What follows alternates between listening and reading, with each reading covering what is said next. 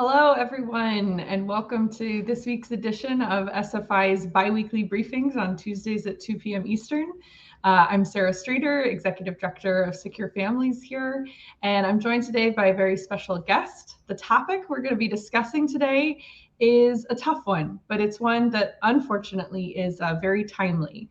We're going to be talking about radicalization and extremism.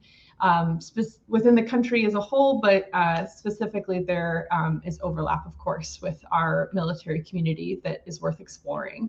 And I just want to start this conversation by acknowledging that we're mere weeks away from a shooting in Buffalo where that involved a radicalized ideology motivating the shooter, targeting primarily Black Americans, and that hurt is still deeply felt by many within and without our community, which is why it is so important that we talk about the stuff that kind of leads to stuff like this.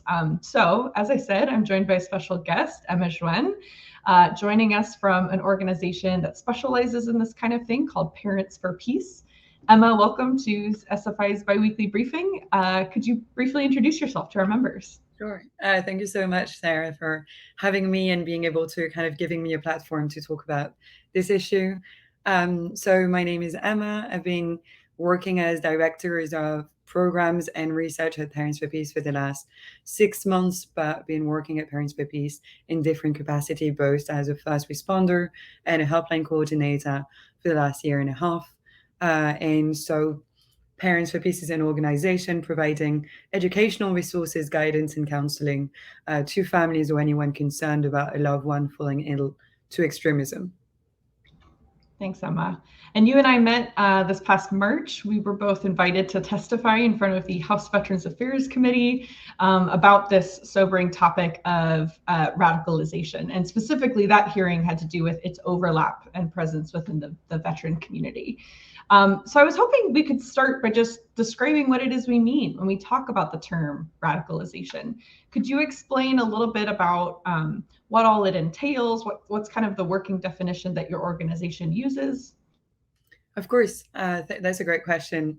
We really focused on radicalization from a public health perspective, and that's something that has made us sort of pioneer as well in the field of countering violent extremism and countering violent and political violence in general, because the focus is basically being able to identify vulnerabilities that make certain individuals more likely to join an extremist group.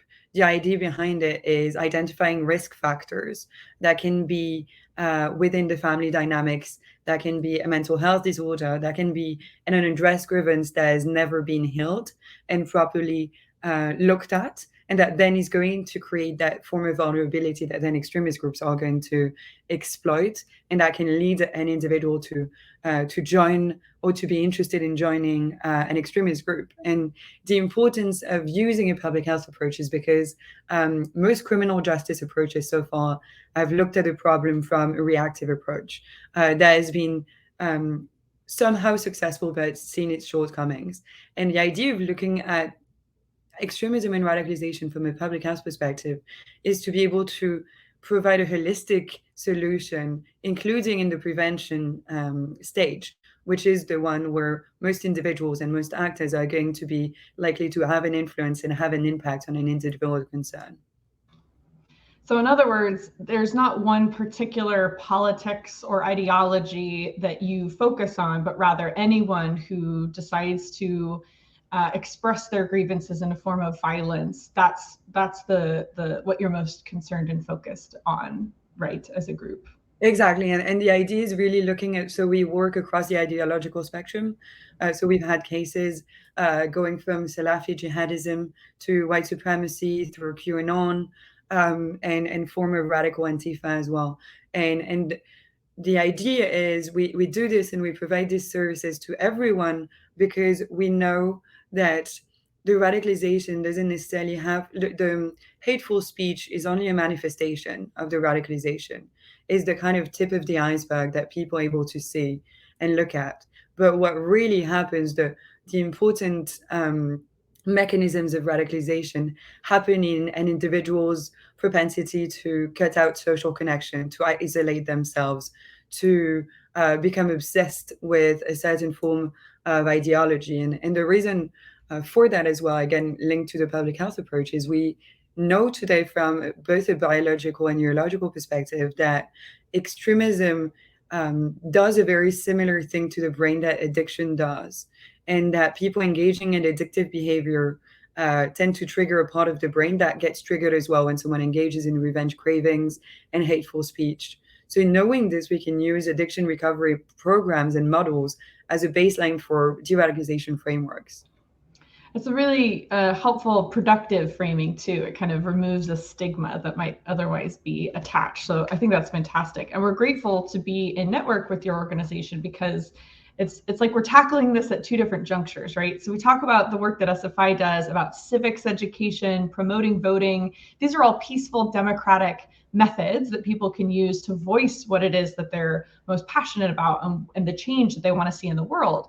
And then Parents for Peace kind of interacts at more of a well, preventative partially, but also an intervention level, right? So at Parents for Peace, if I understand correctly, you operate a helpline that helps communities prevent that extremism from taking hold and intervene once it's been observed by loved ones.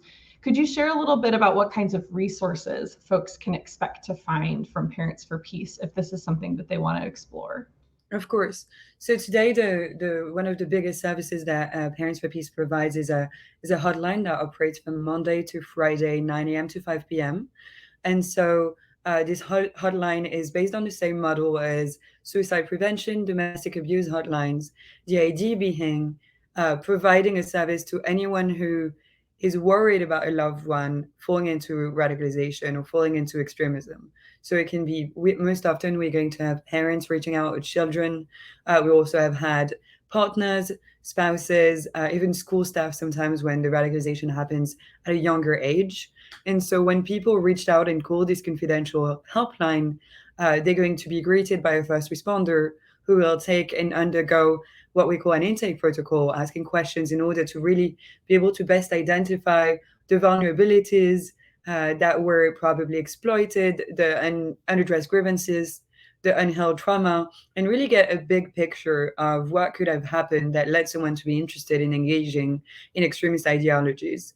And once this intake is done, we do a clear assessment to develop a form of treatment plan. And then the family or anyone at the end of the line is going to be referred to clinicians that we have, in-house clinicians, who've been working on the issue for the last 5 years and who've been trained on extremism. And they're going to be providing educational resources to the person at the end of the line. Because as I mentioned before, we see that the issue of extremism itself is widely misunderstood. Most people see it as a heightened form of racism, which is it's like core manifestation in public discourse. There's a lot more behind it. And so we encourage families and people to really challenge this, to go to the core, to go to the emotions behind it. And then we provide toolbox and concrete activities and things that people can engage in because they're going to be the ones acting as pillars in that situation. So they need to be trained as well in order to be able to act as a support network for the individual concerned in cases where we can't do direct interventions.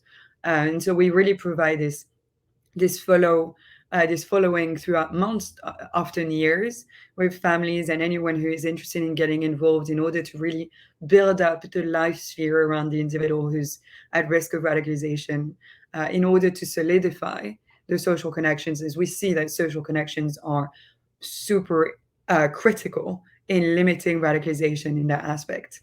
And we also provide another service, which is the trauma and recovery program, which the idea behind it is providing positive coping skills and tools to people very exposed to trauma. So in that sense, that's when veterans, service members, but also law enforcement, we've been working with probation officers. So all those populations that have been so exposed to trauma and that often have been unable to properly process that trauma and to address it and talk about it because they've been evolving environments that are not conducive for it, or just because that's the way they were raised and they never had that platform.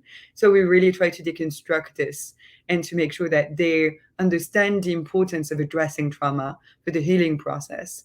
And so we've piloted this program, we've done it in a police department in Colorado, and the idea is to really develop it as well further so that people can feel like the stigma around mental health is broken. That's excellent, and overlaps in a couple ways, again, with our audience, right? So you're speaking about military, both service members and veterans, and the power and value of their support network. So when I testified, I talked about military partners and family members being the first line of defense against radicalization that may take hold with a service member or a veteran, and wanting to make sure that those loved ones are properly empowered and equipped to support their person.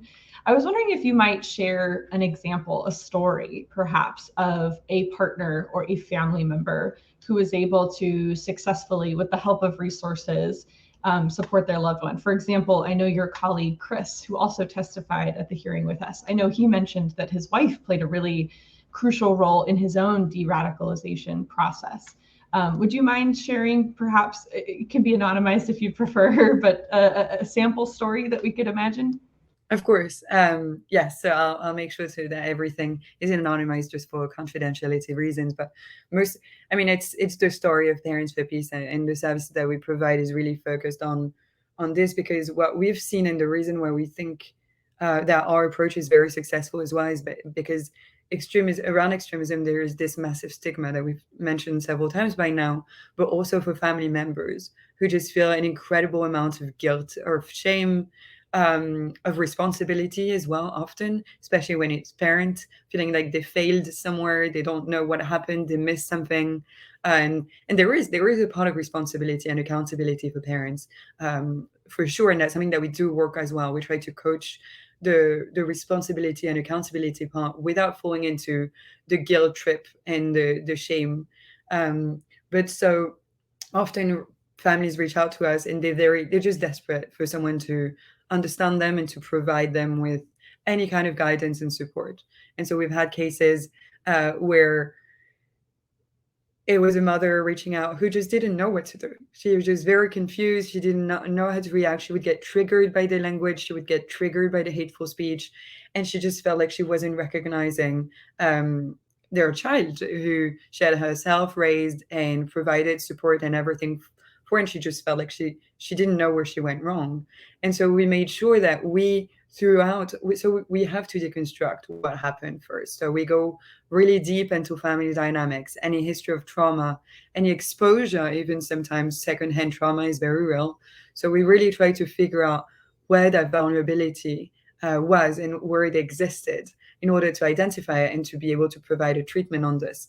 And so we started identifying several aspects of, sometimes it was controlling tendency, overbearing tendencies, a tendency to brush off and dismiss concerns of the child, to never really let them explore things and do what they want, who started to just kind of build up this resentment. And then on top of that, there was a traumatic experience that happened when younger, that the child never felt like they were able to bring up, because the mother was very protective of that person who committed the traumatic event.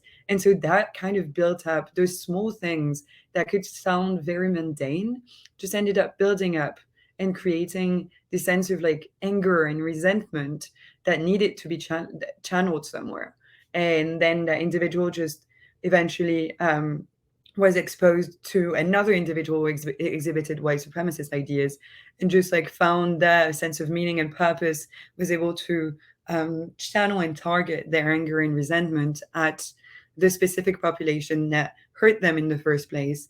And so all of those things started happening. And so we were able, with the mother, to go back to the root causes and to go back to the little things that just piled up and that made it this big rage that just drove the child to extremism. And by explaining, educating, providing clinical steps as well, and a toolbox on this, we were able to, for them to have a healthy conversation and communicate, and to sit down, and because sometimes that's all it comes down to, of the need to be listened and respected and heard. And so being able to foster this environment within the family of love and compassion and empathy, without judgment and shame and guilt, was extremely important and worked really well. And it's still something that it's a case in process. It's never fully done. There's always more work that can be done. But we really saw a major change in their interaction, in the individual concerned willingness at the end to engage into the ideology, and acknowledging that the only reason why they might have been interested initially was just because it validated, and it was this confirmation bias on hurtful experiences they had in the past. That's a very helpful example. Thanks, Emma. Well, as we wrap up this conversation, I just want to say thank you. It's so great for us to be able to introduce our members to the services that you provide. If anyone ever finds themselves in need of that, we want to make sure they know where they can go and who they can ask for help. So thanks for providing that. Last remarks, if you have any other thoughts you want to share, and if you wouldn't mind mentioning how folks can plug in with your work, I think that'd be a great way to end this conversation. Of course. Well, first, I really want to thank you for giving me and us our organization and platform today, because I think that a lot of people would love to reach out, but they never know how to do so, and they don't know who to reach out to. But also because there is so much stigma already, especially around the veterans community or even active service members, of reaching out, of different, they're suffering from like different aspects of life already. And so adding on to something, pointing fingers, is really not something that we're trying to do. It's quite the opposite, actually. We're trying to say, hey, if you're struggling, come with it. Like, come reach out to us. We have trained professionals, first responders, clinicians that know those experiences. Everything that you share with us is going to be confidential. And well, we're just here to help people. And we want to make sure that we can create situations where people realize that often hate is just a shortcut from fear. And that if we just break down this fear, then we can create healthy, harmonious situations and families also. Wonderful. Well, I think I saw Kate put your URL in the comments, so folks can check out your website and go from there. Well, thank you, Emma, so much.